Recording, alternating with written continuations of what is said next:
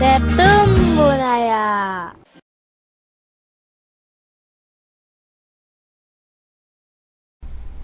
Halo, selamat pagi adik-adik kelas Yupiter Awan dan Yupiter Air. Apa kabar?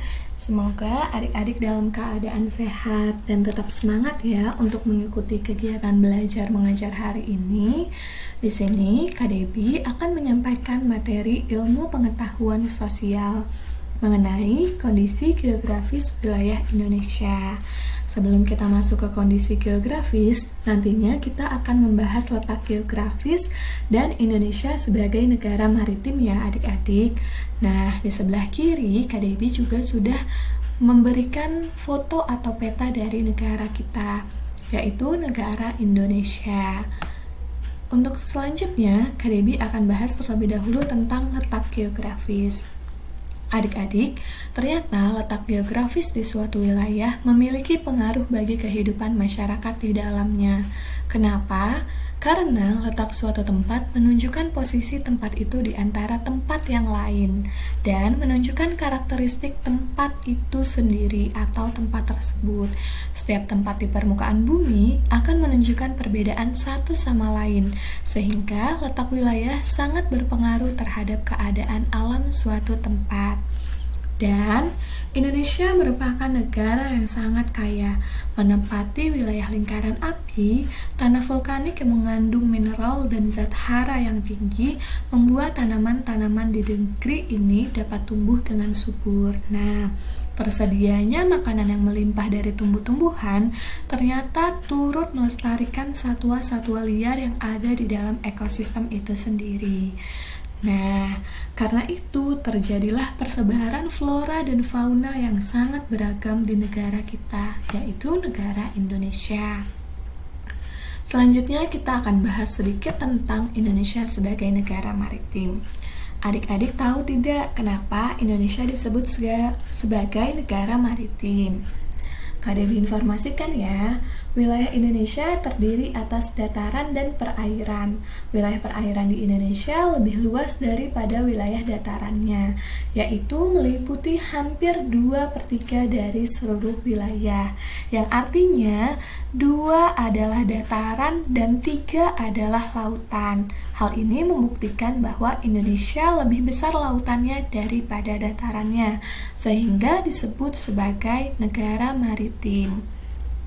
Wilayah perairan di Indonesia juga menyimpan sumber daya alam yang melimpah, dan warga atau masyarakat Indonesia berhak untuk memanfaatkannya.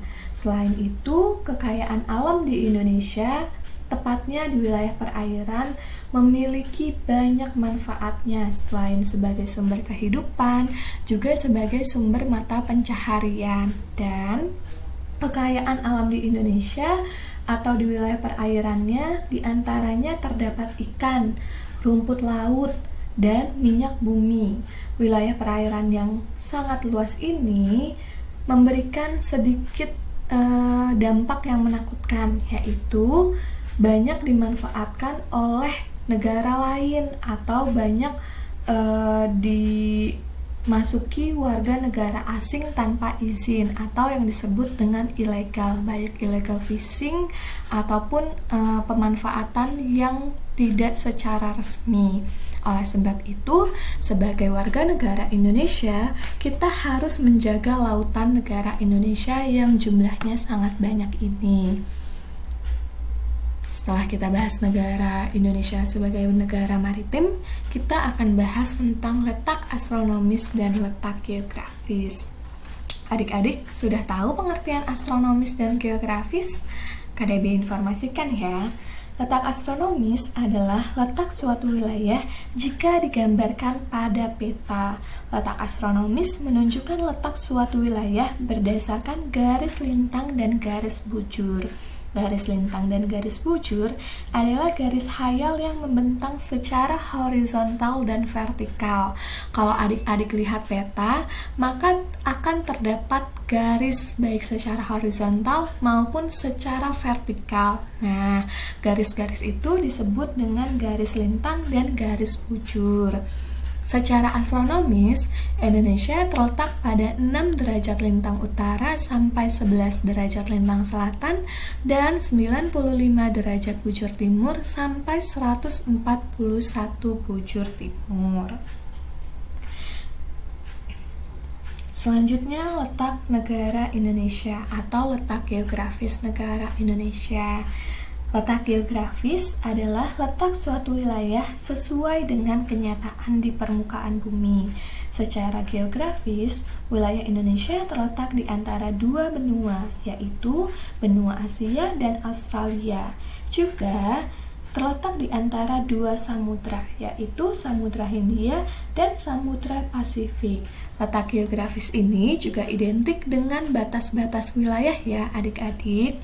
Setelah mendengarkan pemaparan dari KDI, dapat disimpulkan kalau letak astronomis itu adalah letak tidak nyata atau negara atau wilayah yang dipetakan, sedangkan letak astronomis atau letak astronomis itu letak yang tidak nyata, sedangkan letak geografis adalah letak kenyataan di permukaan bumi atau tidak dapat dipetakan, seperti itu. Nah, tadi kan kita sudah bahas letak astronomis dan geografis.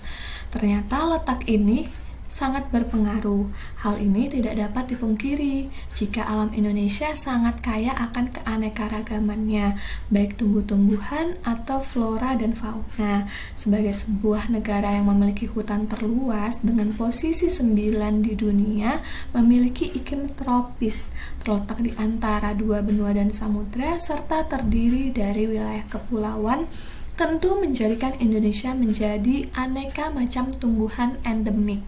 Sekitar 40.000 jenis tumbuhan hidup di wilayah Indonesia. Ini terbagi menjadi dua, ada tanaman berbiji dan juga ada lumut dan gangga. Dapat disimpulkan bahwa hampir 40% dari total spesies tumbuhan yang ada di Indonesia merupakan vegetasi endemik yang tidak dapat ditemukan di belahan bumi lainnya. Apa sih Kak endemik? Tadi kita sudah bahas terus tentang tumbuhan secara endemik atau flora endemik. Nah, endemik itu adalah sebuah keberadaan yang unik di suatu wilayah dan tidak ditemukan di wilayah lainnya secara alami. Di sini KDB ambil contoh tumbuhan endemik adalah Rafflesia arnoldi atau disebut sebagai bunga bangkai. Dia disebut endemik karena tidak dapat ditemukan di wilayah lain keberadaannya. Seperti itu adik-adik. Selanjutnya kita akan bahas kondisi alam Indonesia. Indonesia merupakan negara terbesar nomor 1 di Asia Tenggara. Tadi nomor 9 dengan jumlah hutan yang luas dan nomor 1 terluas di Asia Tenggara untuk luas wilayahnya ya adik-adik. Dan Indonesia juga memiliki kondisi alam yang subur. Kondisi ini tidak terlepas dari banyaknya pegunungan dan gunung api yang tersebar hampir di seluruh wilayah Indonesia. Selain itu, bentuk bentang alam yang beragam mempengaruhi iklim Indonesia secara umum. Indonesia berada di iklim tropis dengan suhu dan kelembaban udara yang tinggi. Iklim Indonesia dipengaruhi oleh dua musim, yaitu musim kemarau dan musim penghujan. Nah, ternyata iklim ini juga memiliki ikatan yang erat dengan kondisi ekologi terkait dengan persebaran flora dan fauna. Nah, adik-adik, ternyata persebaran flora dan fauna di Indonesia dipengaruhi oleh letak geografis. Berdasarkan wilayah dan karakteristik, flora dan fauna kita dapat dibagi menjadi 3, yaitu di bagian Indonesia Barat, Tengah, dan Timur. Ketiga bagian ini dipisahkan oleh garis Wallace dan garis Weber. Garis Wallace memisahkan Indonesia bagian Barat dan Tengah, sedangkan garis Weber memisahkan Indonesia bagian Tengah dan Timur. Untuk pembagiannya, ini akan kita pelajari di pertemuan sebelumnya. Di pertemuan ini kita akan fokus terhadap letak geografis, kondisi astronomis dan geografis, serta Indonesia sebagai negara maritim ya adik-adik. Selanjutnya, ini ada foto garis Weber dan garis Wallace yang akan kita pelajari di minggu berikutnya. Kita sudah masuk ke dalam tugasnya nih adik-adik. Tugasnya yang pertama, Kak Debbie akan minta pendapat kalian bagaimana cara menjaga lautan di Indonesia. Seperti yang Kak Debbie informasikan di awal, negara Indonesia adalah negara maritim, di mana jumlah lautnya lebih besar daripada daratannya. Kira-kira gimana ya cara kita untuk menjaga laut Indonesia yang sangat besar? Yang kedua, Kak Debbie akan menyebutkan atau Kak Debbie meminta kalian untuk menyebutkan 3 jenis mata pencaharian di bidang kelautan. Tadi Kak Debbie udah sebut contohnya nelayan. Nah, kalian boleh cari pekerjaan apa yang terkait dengan kelautan. Yang ketiga, Kak Debbie akan meminta adik-adik untuk menjelaskan yang dimaksud dengan letak astronomis dan letak geografis ya. Setelah itu, adik-adik mohon untuk menggambarkan peta Indonesia dan menyebutkan batas-batas wilayah negaranya. Misal, batas wilayah negara Indonesia sebelah utara, yaitu ada Malaysia dan negara lainnya. Adik-adik boleh bebas menyebutkan, boleh negara, boleh samudra, boleh benua. Kak Debbie tunggu tugasnya. Jangan lupa untuk tetap menjaga kesehatan dan semangat ya adik-adik. Selamat pagi, dadah.